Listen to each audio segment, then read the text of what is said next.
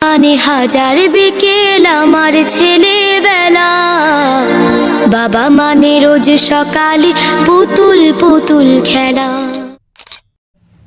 আসসালামু আলাইকুম রহমতুল্লাহি ওয়া বারাকাতুহু।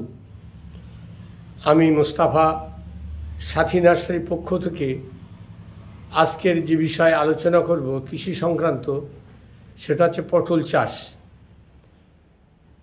এখন পটল চাষ প্রায় পটল 12 মাসই পাওয়া যায়। চাষিরা বিভিন্ন সময় পটল বসাচ্ছে, তবে এই সময়টা বেশি বসায়। তা যাদের চারা প্রস্তুত হয়ে গেছে, প্রাথমিক পর্যায়ে কিছু আলোচনা,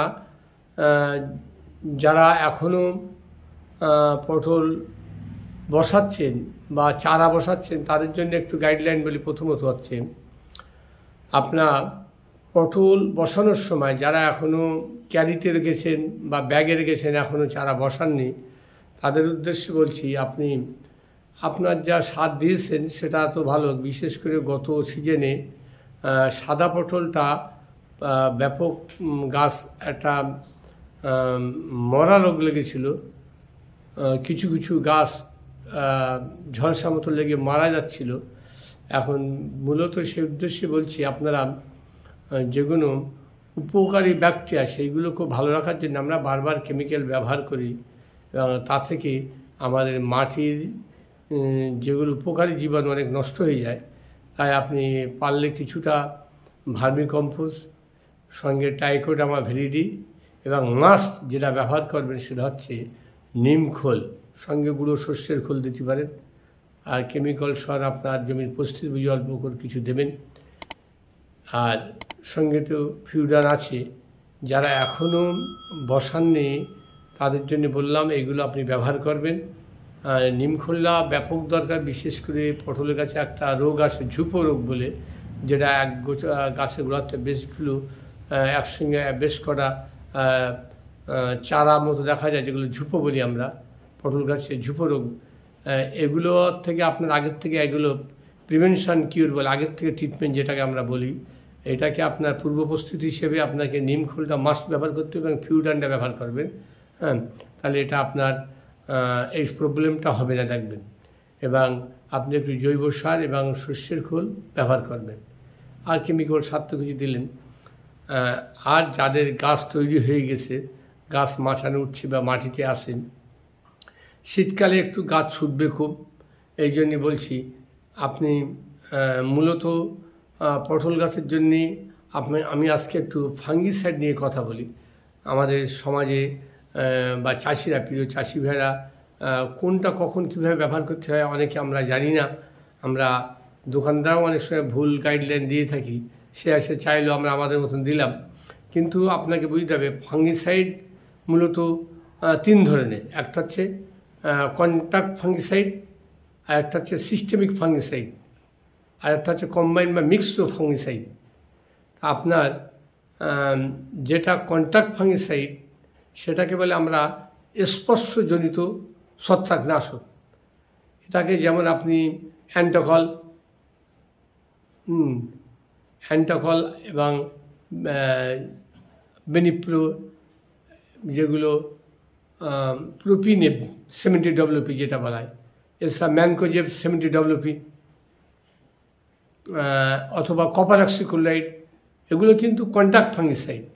এইগুলো আপনি কখন ব্যবহার করবেন? এগুলো বলে স্পর্শ ছত্রাকনাশক। আপনার এই ওষুধটা যখন স্প্রে করবেন, যেখানেই লাগলো তার ক্রিয়াটা সেখানেই হবে, সেই পাতাটার উপরেই কাজ হবে।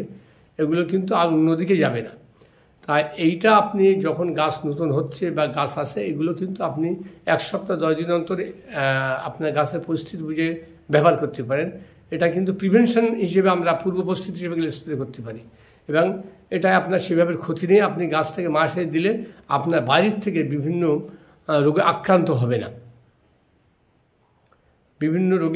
হবে না, এই জায়গাটায় স্প্রে করলে কোনো জীবাণু, কোনো ভাইরাস যদি এসে পাতার উপরে পড়ে, সেখানে ওই জীবাণুটা মারা যায় যদি ওষুধটা দেওয়া থাকে।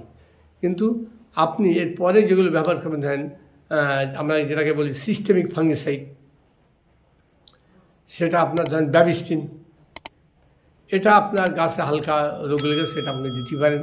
হ্যাঁ, ব্যাবিস্টিনটা আর যেটা আমরা আরেকটা জিনিস ব্যবহার এখন যেটা সবচেয়ে চাষিরা বেশি ব্যবহার করছেন, কম্বাইন বা মিক্সড ফাঙ্গিসাইড যেটাকে বলা হয়, আপনি ওই ম্যানকোজেব প্লাস কার্বনডিজম, সাব যেটাকে বলা হয়, স্পিন যেটাকে বলা হয়, এই ধরনের বহু প্রোডাক্ট মার্কেটে আসে যেগুলো, অথবা মেটালেক্সিল ম্যানকোজেব, এই ধরনের যেগুলো কম্বাইন্ড প্রোডাক্ট বলা হয়, এগুলো আপনারা বেশি ব্যবহার সুস্থ থাকতে করবেন না।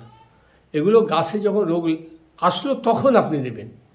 আমাদের এই জন্য বুঝতে হবে কোনটা স্পর্শজনিত, যেখানে আপনি স্পর্শজনিত আপনি এটা গাছ সুস্থকালীন 1 সপ্তাহ 10 দিন অন্তর ব্যবহার করতে পারেন, যেমন ম্যানকোজেব অর্থাৎ ডাইথেনিম, যেমন আপনার অ্যান্টাকল, যেমন আপনার কপার অক্সিক্লোরাইড যেটা ব্লু কপার বা ব্লাইটক্স, এগুলো আপনি মাসে স্প্রে করতে পারেন।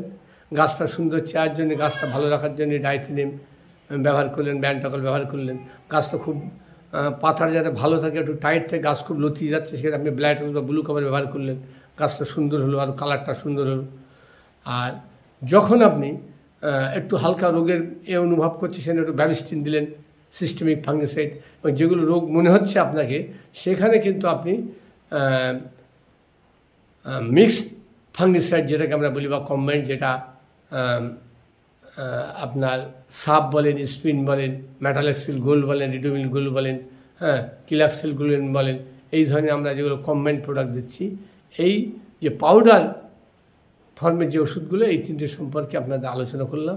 তা এখন যাদের পটল গাছটা সবে উঠছে, সেখানে আপনি একটু মাঝে সাঝে ডাইথেনিম স্প্রে করুন, বা ডাইথেনিমের সঙ্গে একটু অ্যান্টাকল দিলেন। এটা আপনার মাঝে সাঝে দিলে আপনার গাছের রোগটা আসবে না, গাছটা ভালো থাকবে। আপনার গাছ ভালো আছে, সেখানে বারবার কিন্তু কম্বাইন্ড ফাঙ্গিসাইড দেওয়ার দরকার নেই। এইবারে আর যেখানে আপনার গাছের সমস্যা, সেখানে কিন্তু আপনি কম্বাইন্ড বা মিক্সড ফাঙ্গিসাইডটা ব্যবহার করলেন, তাহলে আপনার গাছটা দেখবেন সুন্দর এবং তাড়াতাড়ি গাছটা ক্লিয়ার হচ্ছে। আর যেটা বলার মূল উদ্দেশ্য, পটল গাছের যেটা রোগগুলো আমরা বেশিরভাগ দেখা যায়, আপনি যেটা আমরাকে ক্ষয় রোগ বলি, অনেকে পাতা ঝলসে যাওয়ার মতো বলি, বা ডাউনি মিলডিউ বলি, এইসব ক্ষেত্রে আপনি রিডোমিল গোল্ড ব্যবহার করতে পারেন, সাইমক্স ব্যবহার করতে পারেন, আপনার কার্জেটামেট ব্যবহার করতে পারেন। এগুলো দিলে খুব ভালো, আপনি দ্রুত রেজাল্ট পাবেন। এইগুলো আপনি স্প্রে করতে গেলেন। যদি আপনার গাছ খুব বড্ড স্লো এগোচ্ছে দেখেন গাছের জন্যে, সেক্ষেত্রে আপনি একটু প্ল্যান্ট গ্রোথ রেগুলেটর, একটু হয়তো মিরাকুলার, অথবা আপনি সিয়াপটন, এই ধরনের একটু, বা অ্যাম্বিশন, এই ধরনের একটু ভালো একটা স্প্রে আপনি দিলেন, যাতে গাছটা একটু, এখন ঠান্ডার সময় একটু গাছ দ্রুত দৌড়ে যায়। তা এইভাবে আপনি পটলের ট্রিটমেন্ট করতে থাকুন। আমি নেক্সটে যেটা পটল আলোচনা করবো, কীভাবে পটল আপনার আঠা গলা বন্ধ হবে, পটলের জালিলাল বন্ধ হবে, পটলে আপনার কিভাবে পিন পোকা বন্ধ হবে, নেক্সট আলোচনায় আমরা পটলটা আলোচনা করব।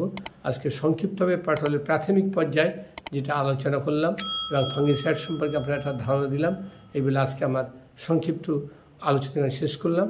আল্লাহ হাফিজ।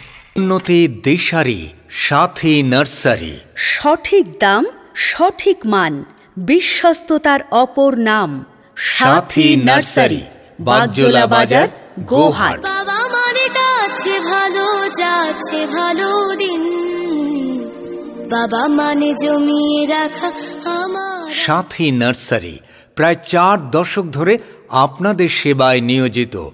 সাথী নার্সারির সাথে এগিয়ে চলুন, সব চাষে বেশি বেশি লাভ করুন। বাবা মানে কাছে ভালো যাচ্ছে ভালো দিন, বাবা মানে জমিয়ে রাখা আমার অনেকেরই